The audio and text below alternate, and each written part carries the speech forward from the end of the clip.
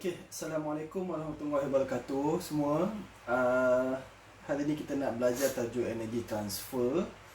Kalau awak dah tengok pada padlet saya yang mention tentang bond breaking, bond making, yang awak buat calculation, ada endothermic, exothermic. Okay, all those subtopics fall into this big chapter yang kita panggil sebagai energy transfer. Okay. So dalam energy transfer ni dia consist of exothermic reaction, endothermic reaction, bond and activation energy, and then kita akan buat some activities lah bila dah sudah nanti. Okay, first of all you need to know what is exothermic and endothermic reaction. Okay, exothermic reaction adalah reaction yang release energy. Dalam kata lain dia bermaksud they get hot lah. Jadi apa-apa reaction yang awak rasa macam panas, okay, that is an exothermic reaction. Okay, as X bermaksud out lah. Okay, sama macam dalam exit. While the thermic adalah any phenomenon yang related to heat. Okay. Vice versa, endothermic adalah reaction yang absorb energy, yang bermaksud they get cold. Jadi kalau awak rasa reaction tu sejuk, okay, bermaksud reaction tu adalah endothermic. Contoh paling mudah adalah kalau awak pegang ais, awak rasa sejuk. The reaction of the ice melting adalah endothermic. Okay, and you need to know most chemical reaction adalah exothermic. Okay, so exothermic reactions release thermal energy. Okay, thermal energy ni kalau dalam sinonim dia adalah heat. Okay, tenaga haba into their surroundings. Exothermic reaction can occur spontaneously and some are explosive. Contohnya kalau kita main bunga api lah, kita nampak percikan api dia dan boleh jadi mercun, eksplosif. Okay, contoh lain adalah combustion, respiration, neutralization of acids with alkalis, reaction of metals with acid, and thermite process. Okay, thermite process ni apa? Apa kata awak post dekat padlet saya, thermite process ni apa? Bagi kawan-kawan tahu. Okay, nanti kita bincangkan dalam padlet. Okay, reversible reactions and energy. Nanti kita akan masuk tajuk reversible reaction, yang bermaksud reaction tu dah pergi forward, dia boleh pergi backward. Dia boleh patah balik. Contoh paling mudah reversible reaction yang ada dalam kehidupan seharian kita adalah bila kita basuh baju lah. Bila basuh baju, baju tu basah, and then bila kita jemur jadi kering, and then kita boleh basahkan balik, kita boleh keringkan balik tanpa mengubah dia punya properties. Okay, so reversible reaction are exothermic in one direction and endothermic in other direction. Okay, yang ke kanan we call it as sebagai forward reaction, and then patah balik ke kiri itu adalah backward ataupun reverse.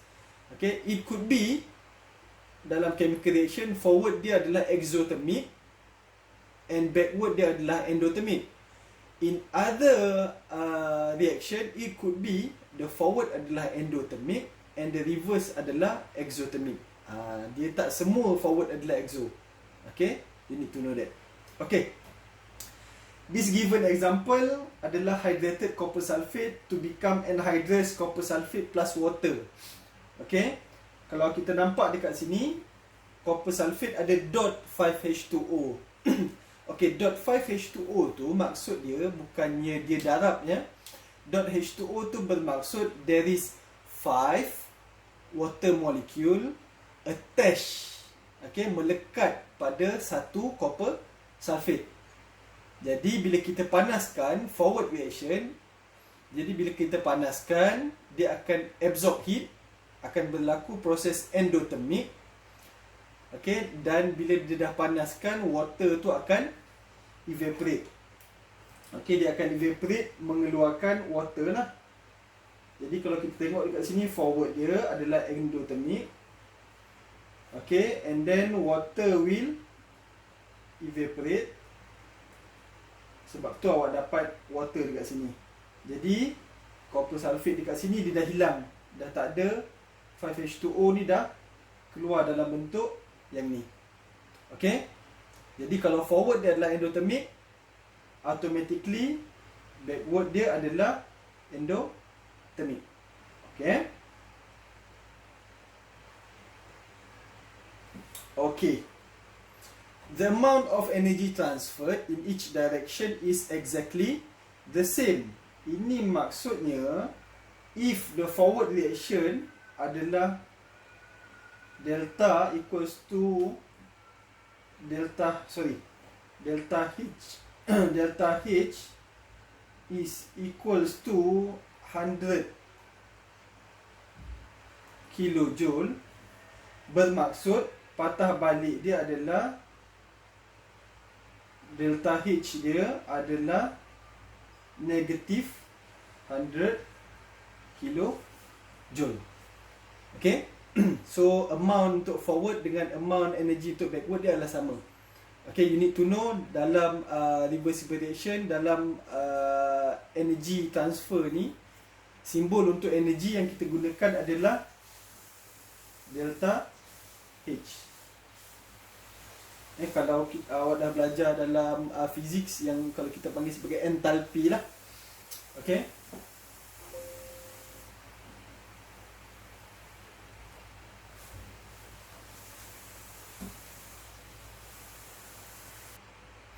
Okay, next kita akan tengok contoh reaction of acid and metal. Okay, given example given here adalah reaction between magnesium and hydrochloric acid. Okay, when magnesium reacts with hydrochloric acid, it produces a temperature change. Okay, kita tengok what is the temperature change. Okay, first of all kita akan measure the initial temperature. Okay, so kita tengok the initial temperature dia adalah 20 degree Celsius. And then bila kita tambahkan piece of magnesium ribbon, okay, we'll see what happened to the thermometer. Okay, when there is a reaction, okay, you can see that the temperature increase. Okay, by times the temperature is increasing. So the temperature has increased from 20 to 40 degree, 45 degree Celsius. This means that the reaction between magnesium and HCl adalah exothermic. Okay.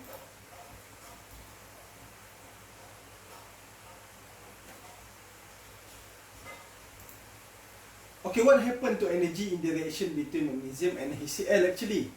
Okay, dekat eksperimen ni kita tahu yang kita tak gunakan external heat source. Jadi kita tak ada nak panaskan or anything, but the temperature increase itself disebabkan oleh reaction.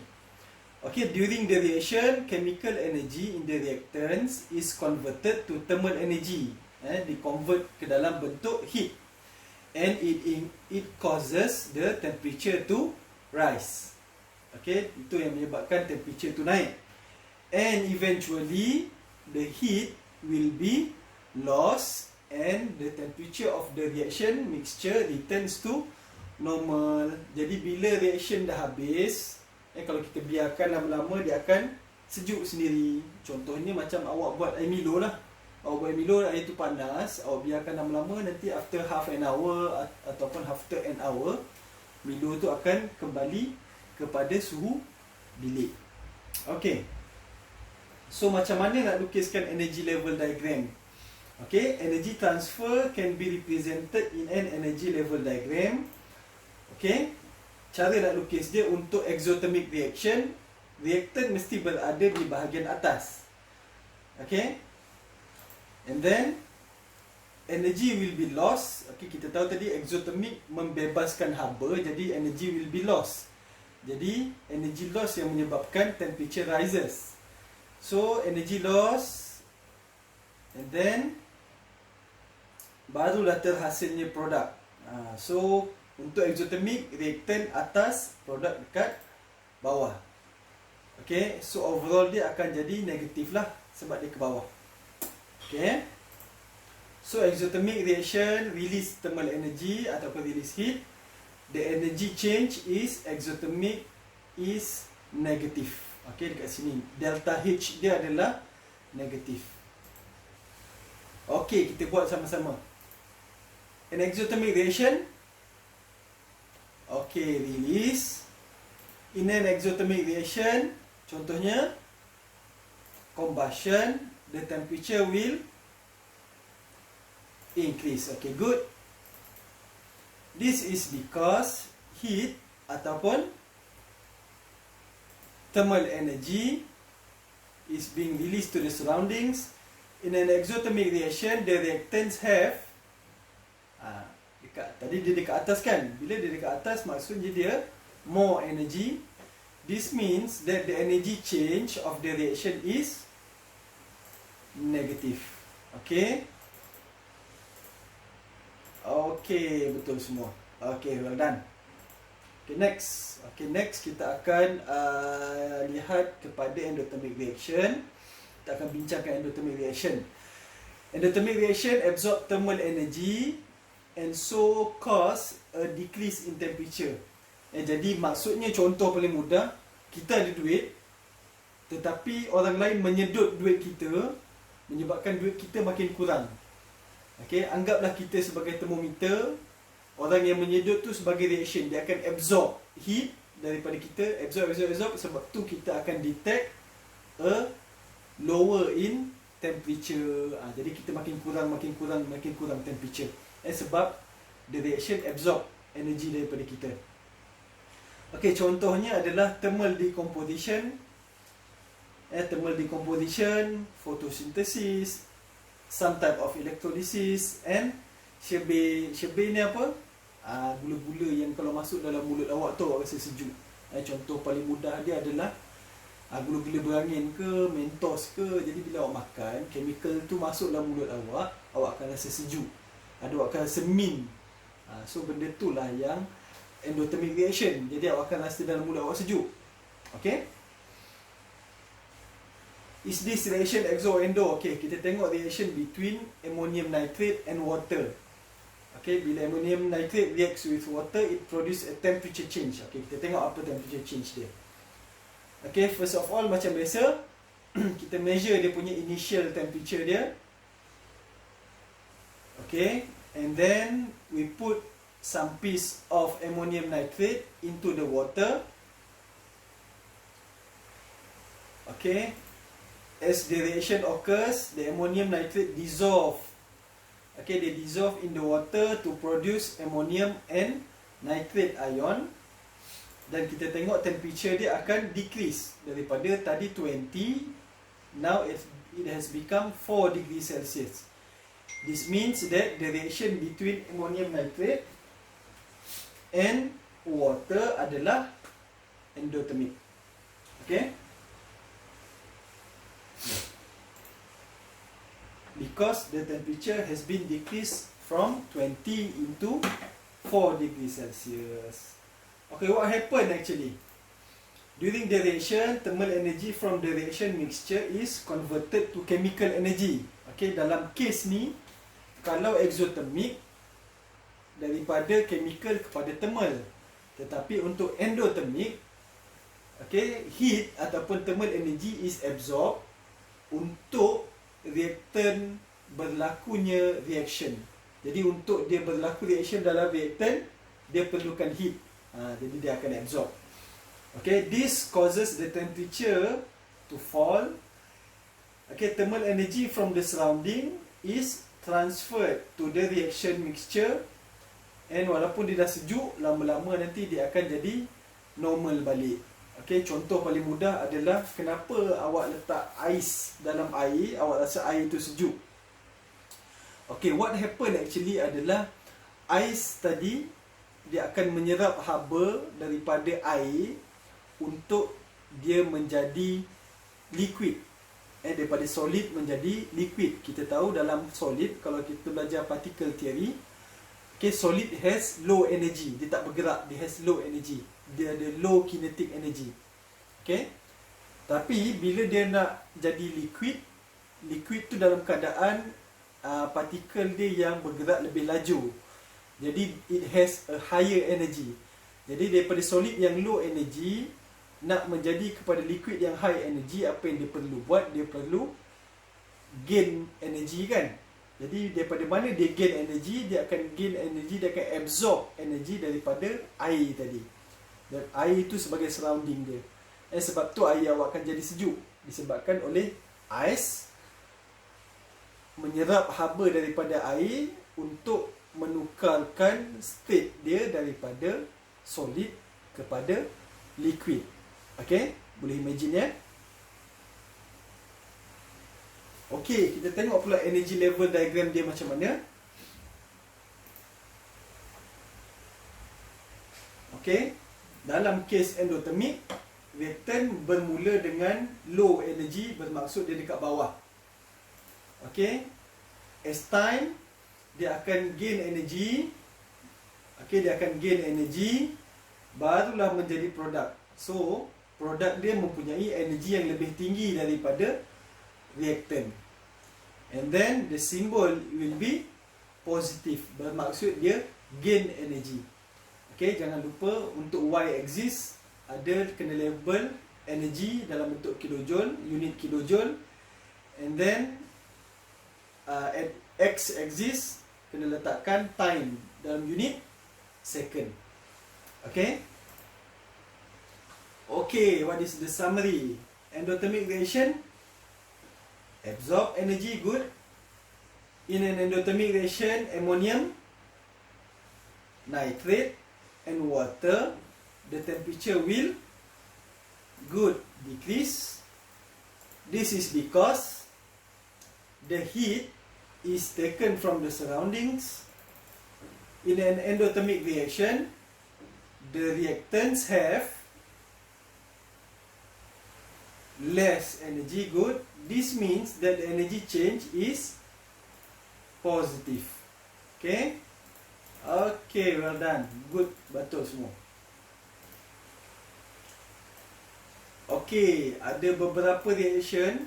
Cuba awak determine either it is exothermic ataupun endothermic. Cuba ingat balik, dia punya clue ataupun dia punya konsep adalah dia punya kinetic energy dia. Dia bergerak laju ataupun slow. Okay. Kalau laju bermaksud dia ada banyak energy. Kalau slow bermaksud dia has low energy. Jadi dia nak berubah daripada low ke high energy ataupun high kepada low energy. Okay, you may pause the video untuk awak decide. Okay, let me solve it. Okay, this is the answer. Okay, macam mana prestasi awak setakat ni? Boleh betul semua? Okay, well done. Okay, true or false? Endothermic reaction absorb heat. Okay. You may also pause the video. Okay, pause the video and decide.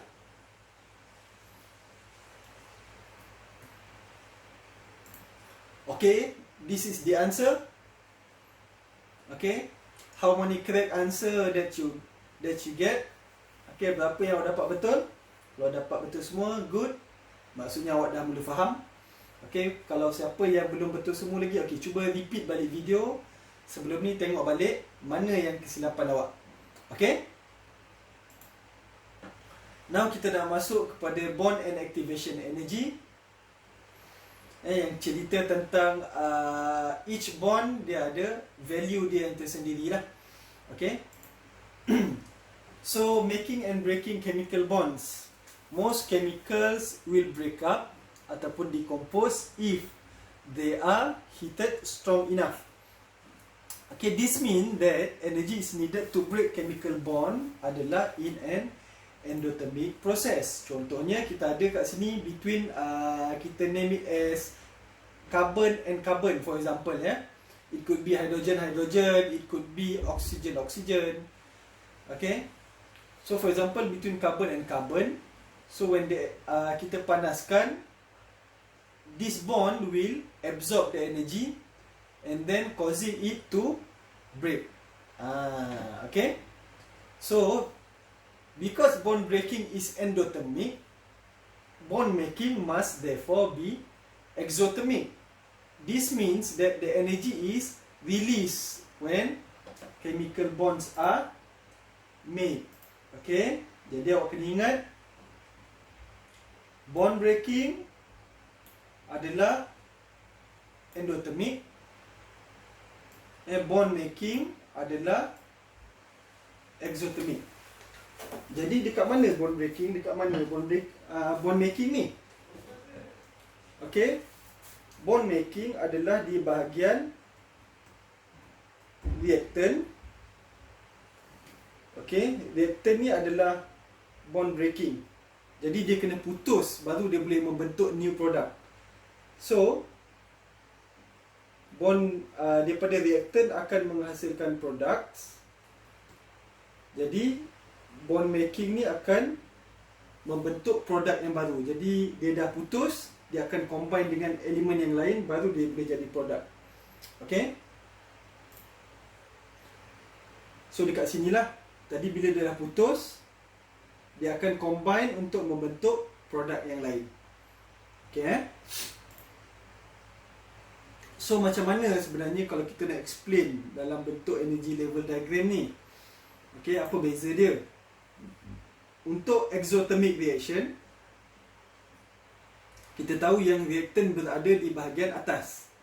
Okay, so at the first place dia akan absorb energy untuk bond breaking, untuk break apa-apa bond yang ada dalam reactant, and then dia akan release heat untuk making, untuk buat bond yang baru, untuk buat produk. Jadi kalau kita nampak dekat sini, positif dia mungkin nilai dia kat sini 50, tetapi dia membebaskan 100. Jadi overallnya dia cuma ambil yang ni je. So sebab tu kalau kita tengok pada exothermic tadi, dia terus ke bawah kan? Sebab dia ambil yang overall je. Okay, overall energy change. So when the energy bond needed for bond breaking is less. Okay, untuk bond breaking tadi 50 je, less than the energy release which is 100. The overall reaction adalah exothermic. Okay, boleh faham? Okay, next kita tengok untuk endothermic. Agak-agak macam mana? Cuba sketch. Cuba pause video, cuba sketch pula. Okay, this is how an endothermic punya diagram. So dia mula daripada bawah, positif dia mungkin 100. Dia gain 100 energy, tetapi untuk bond making dia cuma membebaskan 50 je. So overallnya adalah 50 positif. Jadi dia terus je. Okay. So when the energy needed for bond breaking is more than the energy released in bond making, the overall reaction is endothermic reaction. Okay. Okay, next. So contohnya macam ni lah. Okay, sini titik mula dia, initial, atas dan berakhir di bawah. So sini reactant. Okay, let's say here is the reactant. Okay, dekat sini adalah produk. Jadi dia akan gain energy, and then bila dah sampai kat sini, dia akan membebaskan energy. Okay, this reaction adalah yang kita panggil sebagai spontaneous. Okay, it is a spontaneous reaction. Yang penting kena sampai dekat sini dulu. Okay, dia sampai dekat atas, and then dia akan down the hill secara spontaneous. Okay, yang top of the hill ni. Okay, dia ada satu perkataan yang kita panggil, that is yang kita panggil sebagai activation energy. Okay, what is activation energy? adalah certain amount of energy for the reaction to start. Jadi untuk bermula satu reaction, dia mesti mencapai activation energy ataupun minimum requirement of energy. Okay. Activation energy needed to start breaking the bond of the reactants.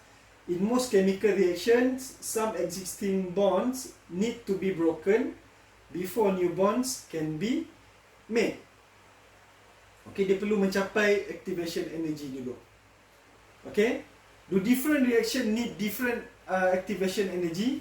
Okay, awak kena ingat activation energy, dia punya simbol dia adalah EA. Okay, in some reaction the bonds are easily broken and a low activation energy is needed. For example, reaction between sodium hydroxide and water starts at room temperature. Jadi contoh yang paling mudah lain adalah awak nak membakar sehelai kertas, sekeping kertas, dengan awak nak membakar sebatang kayu api. Yang mana satu lebih mudah? Of course, kertas. Bermaksud, the activation energy untuk combustion of paper is less. Maksudnya sekejap je dah terbakar. Maksud activation energy dia sikit je. Okay, berbanding kayu yang perlu dipanaskan lama, baru dia boleh break the bond. Baru dia boleh terbakar. Okay, in other reaction, the bonds are strong and not easily broken. Therefore, it requires a lot of activation energy. Contohnya, inilah kita nak bakar cakul. Jadi kita nak bakar cakul tu, nak tunggu dia jadi bara tu, mengambil tempoh masa yang lama. Jadi dia memerlukan activation energy yang banyak lah. Okay. So untuk activation energy untuk exothermic, dia naik bukit sikit and then dia akan spontaneous terus ke bawah. Okay. So activation energy dia, cara nak kira dia adalah yang ni je. Daripada reaktan nak ke puncak slope ni. Itulah activation energy untuk exothermic reaction. Okay. Yang bawah ni adalah overall energy change. Okay, jangan get confused. Yang bawah ni adalah delta H, tapi yang atas adalah activation energy. Okay, berbeza dengan endothermic. Okay, kalau kita tengok dekat sini, activation energy mesti bermula daripada reactant. Okay, saya ulang. Activation energy mestilah bermula daripada reactant sampai ke puncak slope. Okay, that is the activation energy. Tetapi untuk overall energy change adalah cuma daripada reactant sampai ke produk. Okay, nampak beza dia ya? Untuk exothermic dan endothermic. Okay, next kita akan masuk kepada bond energy. Okay, setiap bond, okay, carbon-carbon, hydrogen-hydrogen, oksigen hidrogen, setiap bond ada dia punya nilai masing-masing yang kita panggil sebagai bond energy. Okay, contohnya dekat sini, hydrogen 432, chlorine 240, HCl 428. Jadi kalau kita nak buat bond making, kalau kita nak buat bond breaking, kalau H2 kita nak putuskan kalau kita nak putuskan HH ni, kalau kita nak putuskan dia, kita memerlukan sebanyak positif 432 kilojoule. Okay, dia akan absorb heat sebanyak 432. Tetapi kalau kita ada hidrogen, kita nak combine menjadi hidrogen, kita nak jadikan dia HH, dia adalah bond making. Jadi bila bond making, dia akan release heat sebanyak 432. Okey, nampak tak beza dia? Beza dia adalah kat sini positif, dekat sini negatif. Okey, amount dia tetap sama, cuma yang bezanya adalah positif ataupun negatif. Okey, kita tengok contoh. So between hydrogen and chlorine akan react to form hydrogen chloride. Okay, so dekat hydrogen chlorine, the bond adalah HH dan ClCl. So, energy needed untuk bond breaking dia adalah positive 432 plus positive 240. Jadi, overall dia akan dapat positive 672. Untuk bond making, dia adalah negatif. Jadi, awak kena ingat, dia ada 2HCl, bermaksud dia ada HCl dan dia ada 2HCl. So, the total energy adalah 856. Ataupun awak boleh labelkan sebagai negatif 856. Okay. This negative sign, okay, negative sign ni bermaksud bond making. Positif yang ni bermaksud bond breaking. Itu je. Jangan ingat tiba-tiba kenapa dia negatif, kenapa ni positif. Okay, ingat positif adalah bond breaking, negatif adalah bond making. So total energy change adalah energy out minus energy in. Kalau dekat sini dia buat 856 tolak 672. Dia akan dapat 184. Cara yang lain yang paling mudah adalah delta H equals to bond making plus bond breaking equals to bond making tadi negatif 856 plus bond breaking 672. So akan dapat nilai dia adalah negatif 184 kilojoule. Okay. So terpulang masing-masing nak ikut cara yang mana. Okay. Tapi saya prefer yang ni lah, cara ni. Okay. It is much easier dan awak akan dapat terus jawapan dia negatif. Okay. So macam mana nak lukis energy level diagram dia? So energy is release. Okay. Stage number 1 adalah dia akan absorb heat dulu sebanyak 672. Okay, dia akan absorb heat 672 sampai ke activation energy dia.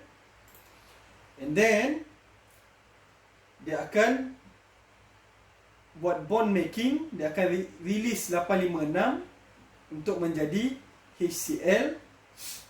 Jadi overall dia adalah 184 lah. So delta H dia adalah negatif 184. Jadi macam mana nak kira activation energy dia? Kalau tadi 672 naik atas ke bawah, berapa tadi? Kalau macam mana nak kira activation energy dia? 856 672. Okey, so 856 672. So, cara nak lukis dia punya activation, nak kira activation energy adalah apa beza, apa yang tadi, yang daripada reaktor nak ke activation, nak ke puncak bukit dia tadi adalah positif 672. So, activation energy untuk this reaction adalah plus 672. Okay. Okay, next kita tengok. Okay, true or false? Okay, sila pausekan video awak. Okay, the answer, jawapannya adalah this one. Okay, betul? Do you get all correct? Okay, next. Kita sampai kepada some activities. Okay, kita dah sampai at the end of the topic. Okay, so ini adalah glossary untuk awak tak refresh balik apa perkataan-perkataan, term-term yang penting dalam topik ni. Okay, yang ni untuk kita main anagram. Okay, what is this? You may pause the video. Okay, this is the clue. Amount of energy needed to start a reaction. The answer is okay, activation energy. What is the clue here? Energy needed to break a bond or release when the bond is made. So apa dia? It is bond energy. Okay. A process that requires energy and so is endothermic. Okay, awak boleh pause video. Okay, the answer is bond breaking. Okay, next. A type of reaction that release thermal energy. Okay, well done. It is exothermic. Okay. A type of reaction that absorb thermal energy. Okay, good. It is an endothermic reaction. And last, a process that release energy and so is exothermic. It is bond making. Okay. You may pause the video bila saya dah letakkan semua fenomena or the statement, and then cuba awak solvekan. Okay, you may pause the video now. Okay, this is the answer. You get all correct. Can you explain balik? Boleh explain tak kenapa the statement is exothermic ataupun that statement adalah endothermic? Okay, cuba fikirkan. Okay. Multiple choice quiz. Okay, let's start our quiz. Maybe it has 10 questions. Okay, let's start. Okay, you may pause the video.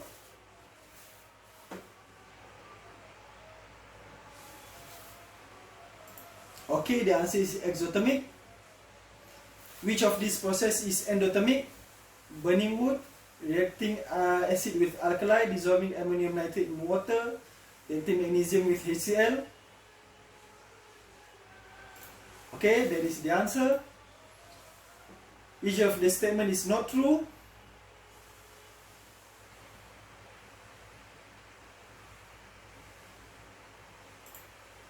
Okay, the answer is D. Which statement about exothermic reaction is correct?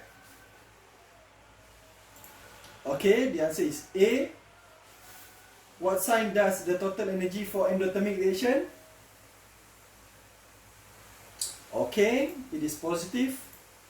What happens when chemical bonds are broken? Okay, good. Endothermic process takes place. Which statement about endothermic reaction is correct?